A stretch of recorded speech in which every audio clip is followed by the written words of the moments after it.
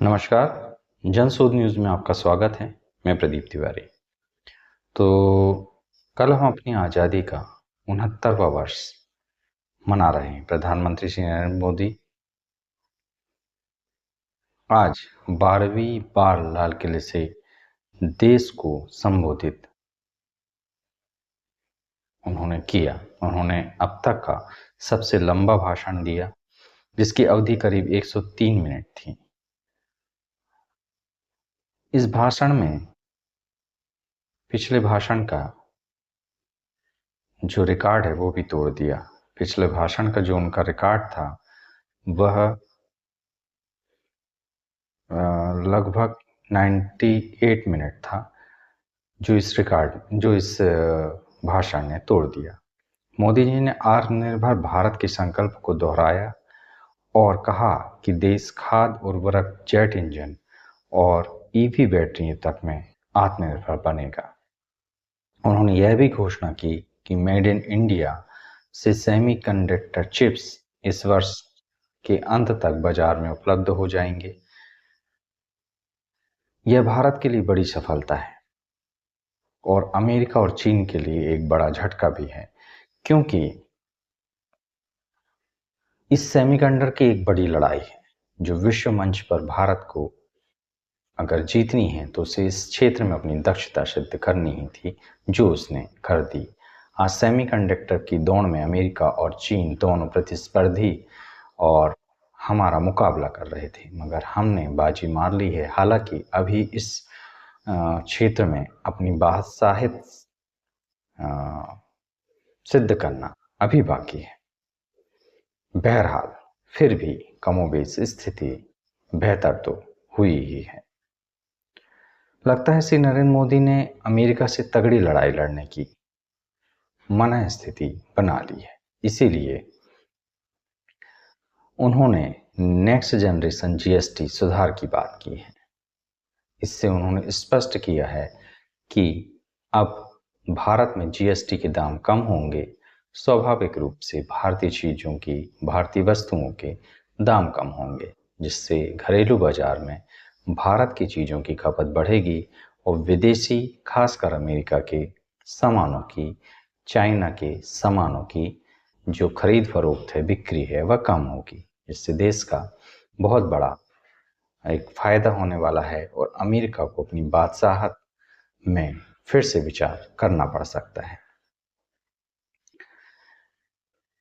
इससे लोग विदेशी चीज़ों के इस्तेमाल की बजाय भारतीय चीज़ों के इस्तेमाल के प्रति प्रोत्साहित होंगे। बहुत समय से भारत में एक रोजगार की बड़ी चर्चा चल रही थी, जिसमें लगातार सरकार पर प्रहार किया जा रहा था कि सरकार ने रोजगार के क्षेत्र में कुछ नहीं किया है और कहीं ना कहीं आंकड़े शोर इशारा भी करते थे। अब केंद्र सरकार इस दिशा में काम करती हुई दिखाई दे रही है। इसके लिए प्रधानमंत्री ने एक योजना की घोषणा की है। इसके लिए प्रधानमंत्री ने युवाओं के लिए एक नई योजना लागू की है, जिसका नाम है विकसित भारत योजना। नाम बहुत ही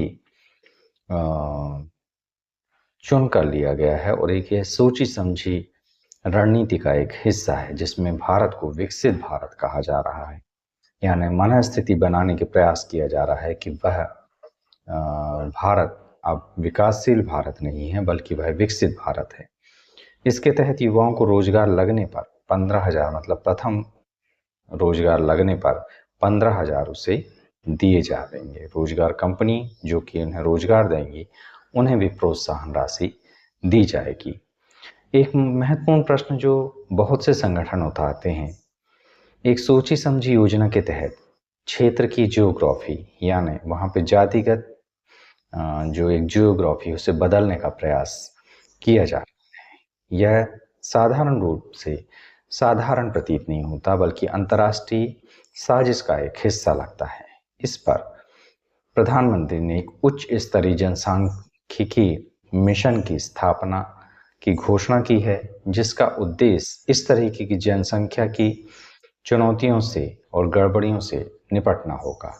प्रधानमंत्री ने सीधे तौर पर पाकिस्तान से कहा है कि खून और पानी एक साथ नहीं बह सकते।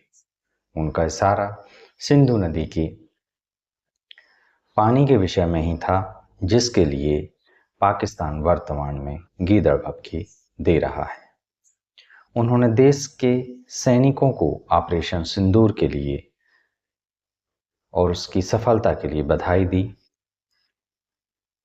और उन्हें सलाम किया। उन्होंने कहा कि देश के बहादुर सैनिकों ने जिस तरह से आतंकवादियों के खिलाफ कार्रवाई की है, वह काबिले तारीफ है। प्रधानमंत्री ने देश के संविधान निर्माताओं अंबेडकर, नेहरू और पटेल को याद कर उनके योगदान की सराहना की और लोकतंत्र की महत्ता पर जोर दिया। यह सीधे सीधे कहीं न कहीं विपक्ष को भी एक प्रकार से साधने और एक प्रकार से उसे कूटनीतिक रूप से मात देने का एक स्पष्ट तरीका प्रधानमंत्री का लगता है। प्रधानमंत्री ने देश और विश्व के समक्ष ज्वलंत मुद्दों पर भी बात रखी। जल संकट, पर्यावरण रक्षा तथा हरित ऊर्जा पर भी विचार विमर्श प्रधानमंत्री के इस पूरे अभिभाषण में नजर आया। प्रधानमंत्री ने कहा कि भारत ऊर्जा, अंतरिक्ष और तकनीकी क्षेत्रों में आत्मनिर्भरता की ओर बढ़ रहा है, जैसे कि गगनयान मिशन, सौर ऊर्जा और 300 स्पेस स्टार्टअप्स की भागीदारी भारत की इस वचनबद्धता और एक अग्रेसिवनेस को दिखाता है कि हम इस क्षेत्र में कितनी तेजी से बढ़ रहे हैं।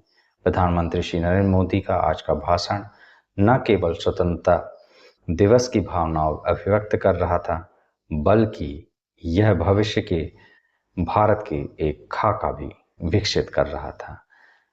ऐसा लग रहा था कि जैसे किसी विकासशील भारत देश का प्रधानमंत्री नहीं बोल रहा है, बल्कि विश्व में एक सुपर पावर विकसित भारत का प्रधानमंत्री बोल रहा है। उन्होंने आगामी 10 वर्षों के लिए भारत की दिशा बता दी और मन से ही विश्व को समझाने का प्रयास किया कि अब भारत विश्व की तीसरी बड़ी अर्थव्यवस्था बनने जा रहा है।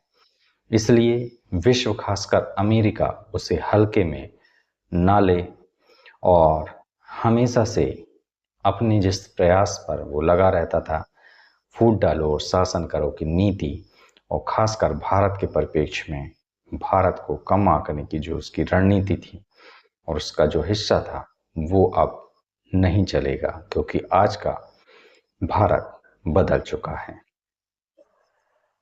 प्रधानमंत्री ने एक रणनीतिक रूपरेखा भी पेश की, जो भारत का आत्मनिर्भर, आर्थिक सुधार, युवा सशक्तिकरण और राष्ट्रीय स्वाभिमान के आयाम पर केंद्रित था। जो पूरे प्रधानमंत्री का अभिभाषण था और उसका जो लबोलबाब था, वह यही था कि अब भारत विश्व की तीसरी बड़ी अर्थव्यवस्था बनने जा रहा है। भारत विश्व की तीसरी बड़ी सुपर पावर बनकर उभरने वाला है। इसलिए भारत को कम करके आंकना विश्व के लिए बहुत एक दुखदाई हो सकता है। यह पूरे विश्व को और खासकर अमेरिका को मंच से स्पष्ट इशारा था कि भारत अब अपने निर्णय अपने हिसाब से करेगा, अपने हितों को देखकर करेगा और अब वह किसी बाहरी देश की बादशाहत को स्वीकार नहीं करेगा। बेखौफ पत्रकारिता और बुलंद आवाज को चुनना चाहते हैं तो लाइक और सब्सक्राइब करना ना भूलिएगा। देखते रहिए जनसोच और याद रखिए, सच को चिल्लाने की आवश्यकता नहीं होती।